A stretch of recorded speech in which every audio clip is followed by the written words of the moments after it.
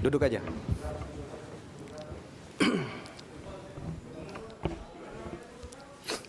Mengadili. 1. Menyatakan terdakwa Nadiem Anwar Makarim tidak terbukti secara sah dan meyakinkan bersalah melakukan tindak pidana sebagaimana dalam dakwaan primer. 2. Membebaskan terdakwa oleh karena itu dari dakwaan primer tersebut. 3. Menyatakan terdakwa Nadiem Anwar Makarim telah terbukti secara sah dan meyakinkan bersalah melakukan tindak pidana korupsi yang dilakukan secara bersama-sama sebagaimana dalam dakwaan subsidiar. 4. Menjatuhkan pidana kepada terdakwa oleh karena itu dengan pidana penjara selama 10 tahun dan pidana denda sejumlah 1 miliar yang harus dibayar dalam jangka waktu 1 bulan dan dapat diperpanjang untuk paling lama 1 bulan sejak putusan berkekuatan hukum tetap. 5.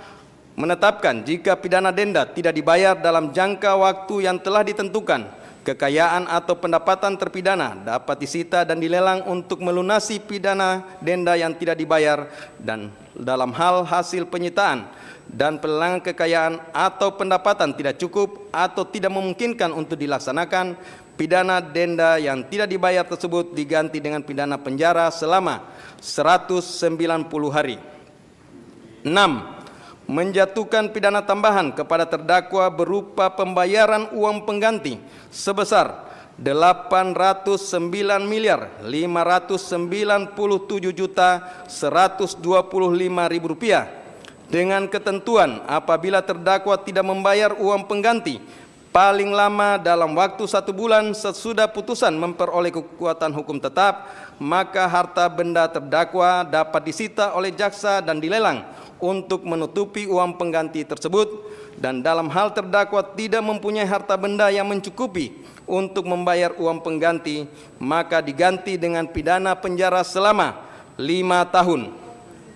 7. Menetapkan masa penangkapan dan penahanan yang telah dijalani terdakwa dikurangkan seluruhnya dari pidana yang dijatuhkan dengan ketentuan masa selama terdakwa berada dalam rumah tahanan negara diperhitungkan secara penuh, sedangkan masa selama terdakwa menjalani penahanan rumah sejak tanggal 12 Mei 2026 diperhitungkan sepertiga sesuai dengan ketentuan undang-undang. 8. Menetapkan terdakwa tetap ditahan. 9. Menetapkan barang bukti berupa barang bukti dokumen sebanyak 66 item sebagaimana tertuang dalam berkas perkara dipergunakan dalam perkara lain atas nama terdakwa Juristan daftar pencarian orang.